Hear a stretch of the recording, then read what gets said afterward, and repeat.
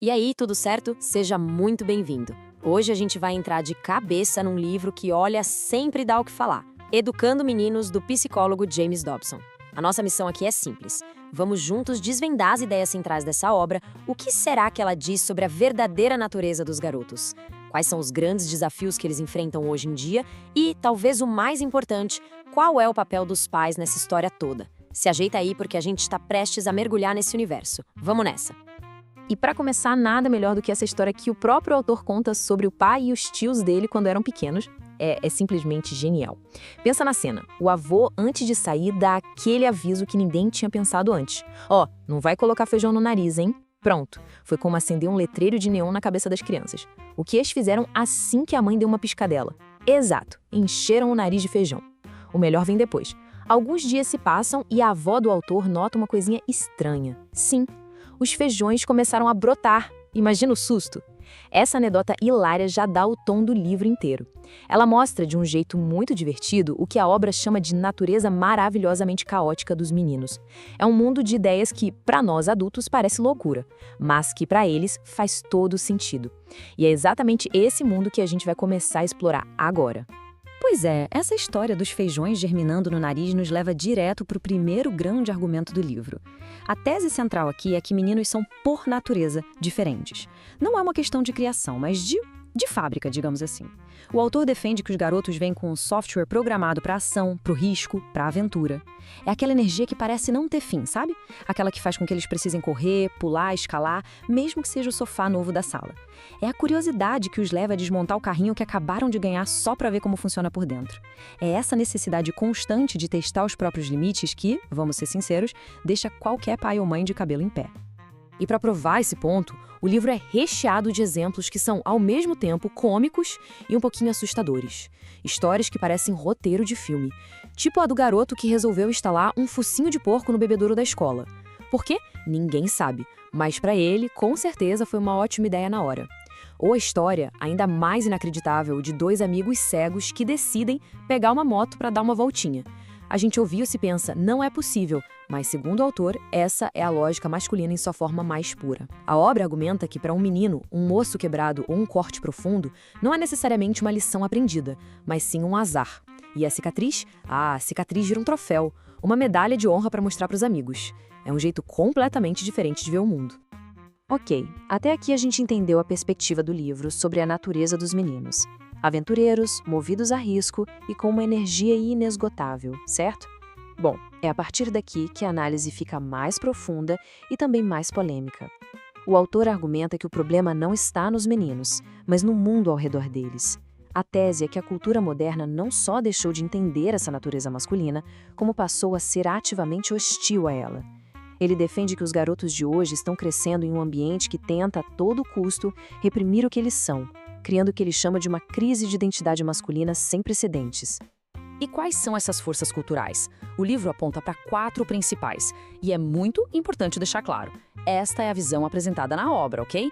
A primeira é o que ele chama de pós-modernismo, a ideia de que não existe verdade absoluta, de que tudo é relativo. Para o autor, isso deixa os jovens sem uma bússola moral, perdidos. A segunda força, segundo o livro, é a ideologia feminista. A argumentação aqui é que certas vertentes do feminismo acabam pintando a masculinidade como algo inerentemente tóxico, o que pressionaria os meninos a sentirem culpa ou vergonha por seus impulsos naturais. Em terceiro, vem a violência na mídia, que, segundo a obra, banaliza a agressão e oferece modelos de comportamento muito ruins. E por último, o livro aponta para um desrespeito generalizado com a figura masculina na cultura pop, onde pais e homens são frequentemente retratados como bobos, incompetentes ou a piada da família. Agora, para sustentar toda essa argumentação de que meninos e meninas são fundamentalmente diferentes, o livro não fica só nas histórias e observações. Ele vai mais fundo. Ele nos convida a dar uma olhada na sala de máquinas, na biologia. O autor dedica um bom tempo para explicar que essas diferenças de comportamento não são invenções, mas que estão ancoradas na nossa neurofisiologia, nos hormônios que correm nas nossas veias e na própria arquitetura do nosso cérebro. A ideia central aqui é que para a gente entender de verdade por que os meninos agem como agem, porque colocam feijão no nariz, a gente precisa primeiro entender como eles são montados por dentro. E o grande protagonista dessa história biológica é, sem dúvida nenhuma, a testosterona. O livro a descreve como o combustível de alta octanagem do motor masculino. É ela que, segundo a obra, acende a chama da competitividade, aquele desejo de ser o melhor, de ganhar o jogo. É a testosterona que dá a confiança para pular do galho mais alto da árvore, que impulsiona a assumir riscos que para qualquer outra pessoa pareceriam pura loucura. Segundo o autor, é esse hormônio que sussurra no ouvido de um menino: vai lá, você consegue ser o mais forte, o mais rápido, o mais corajoso. Bom, se a testosterona é o acelerador no máximo, a serotonina, de acordo com o que o livro apresenta, seria o sistema de freios. Esse neurotransmissor é o responsável por nos dar uma ajudinha para controlar nossos impulsos. É a vozinha que diz: calma, pensa um pouco antes de fazer isso. A obra cita estudos que indicam que o cérebro feminino, em geral, trabalha com níveis mais altos de serotonina. E essa diferença que o autor usa para explicar por que, em média, as meninas tendem a ser um pouco mais cautelosas e a pensar 2 vezes antes de colocar um feijão no nariz. E para completar esse nosso trio de componentes biológicos, temos a amígdala. O livro a descreve como o computador emocional do cérebro, ou melhor, como nosso sistema de alarme de incêndio. É ela que processa o medo e a agressividade e que dispara a famosa resposta de lutar ou fugir.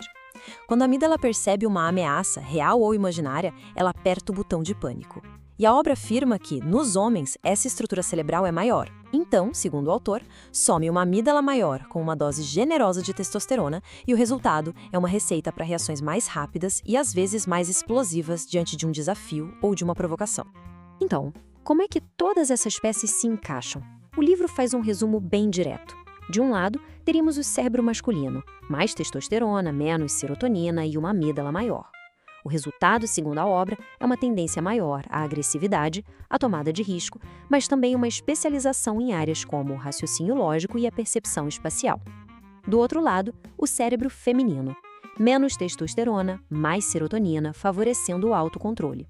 E com funções cerebrais mais difusas, o que, de acordo com o livro, fortalece as habilidades de comunicação, de linguagem e de cuidado. O ponto-chave aqui é que o autor não coloca um como melhor que o outro. Pelo contrário, ele os descreve como designs diferentes, mas complementares. Ok, a gente já passou pela natureza dos meninos, pelos desafios da cultura moderna e até demos um mergulho na biologia. Agora, o livro se volta para a grande questão. E aí? O que a gente faz com tudo isso? Qual é a solução? E a resposta do autor é clara, direta e sem rodeios. A solução começa dentro de casa. Ele defende com unhas e dentes que a presença ativa e o envolvimento dos pais são os fatores mais cruciais para que um menino se transforme em um homem íntegro e saudável. E dentro desse contexto, ele dá um destaque enorme, um holofote especial para o papel que ele considera insubstituível do pai. E para mostrar que essa questão da presença paterna não é um problema pequeno, o livro traz um dado estatístico que é, no mínimo, preocupante. Segundo a obra, nos Estados Unidos, apenas 34% das crianças terão experiência de viver com seu pai e sua mãe biológicos juntos até completarem 18 anos. Esse número é usado pelo autor para ilustrar o que ele vê como uma verdadeira epidemia de lares sem pai. Para ele, essa ausência deixa os meninos completamente à deriva, como se fossem um barco sem leme no meio de uma tempestade, sem um capitão para indicar o caminho seguro. Então, qual seria exatamente o manual de instruções de um pai, de acordo com a visão do livro? A obra define papéis muito claros e essenciais. Primeiro, o pai precisa ser o principal modelo de masculinidade para o filho. É observando o pai no dia a dia que o menino aprende o que significa ser um homem. Segundo, o pai deve assumir seu papel como líder da família, oferecendo segurança e direção. Terceiro, e talvez o mais importante, ele ensina caráter não com discursos, mas com o próprio exemplo, com a sua conduta. Quarto, ele precisa liderar com o que o autor chama de autoridade amorosa, uma mistura de firmeza e afeto. E por fim, o pai é a grande âncora que ajuda o filho a construir uma identidade masculina forte, segura e positiva. E com isso a gente chega ao último grande pilar dos ensinamentos do livro. A gente já entendeu a natureza do menino, já viu os desafios que a cultura impõe e já falamos sobre o papel fundamental dos pais. Agora a pergunta é: como, na prática do dia a dia, se constrói o caráter de um garoto? A resposta que o autor oferece está em um conceito que ele desenvolve bastante, a disciplina amorosa. E aqui não se trata de ser permissível e deixar tudo correr solto, e nem de ser um tirano autoritário.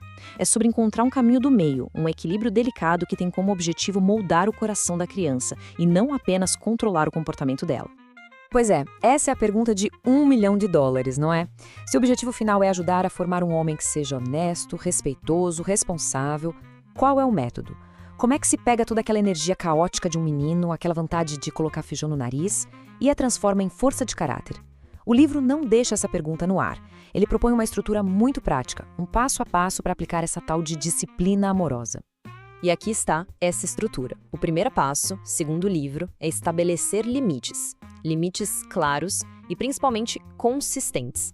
A criança precisa saber exatamente onde fica a cerca do quintal e que essa cerca não muda de lugar todo dia. Segundo, quando o limite for ultrapassado, e vai ser, a resposta dos pais deve ser calma, firme e confiante, e não um estouro de raiva ou frustração. O terceiro passo é o do equilíbrio. É uma dança constante para não cair nem na rigidez excessiva, que quebra o espírito da criança, nem na permissividade total, que a deixa sem rumo. E por fim, o quarto e talvez mais belo passo. Depois que a correção acontece, é essencial oferecer afeto, um abraço, uma conversa para acolher a criança de volta. A mensagem é: eu corrigi o seu comportamento, mas eu não te rejeitei. Meu amor por você continua intacto.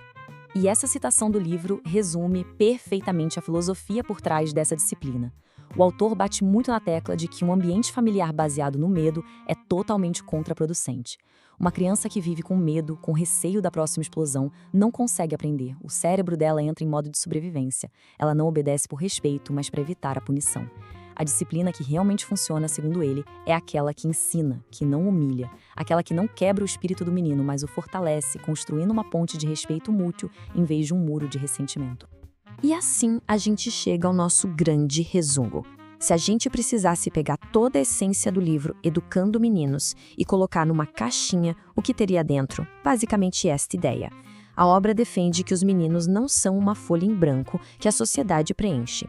Eles já chegam ao mundo com uma natureza biológica muito particular, cheia de testosterona e espírito de aventura.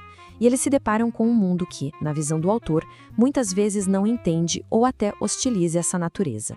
E a grande solução para navegar nesse cenário complexo seria uma orientação parental forte, presente e intencional, principalmente da figura paterna, para ajudar a forjar o caráter e transformar toda aquela energia bruta em algo nobre. E para fechar nossa análise, a gente termina com uma pergunta que, na verdade, o livro faz em cada um de seus capítulos. É uma provocação que nos convida a refletir sobre o que realmente importa nessa jornada incrível e, às vezes, maluca de transformar um menino em um homem. Independentemente se a gente concorda com cada vírgula do que o autor diz, a questão final é poderosa e serve para todos nós. Em meio a um mundo onde os valores mudam o tempo todo, qual é o legado que está sendo construído? Qual é o plano? Qual o objetivo final? É uma reflexão que vale a pena. Muito obrigado pela companhia nesta jornada.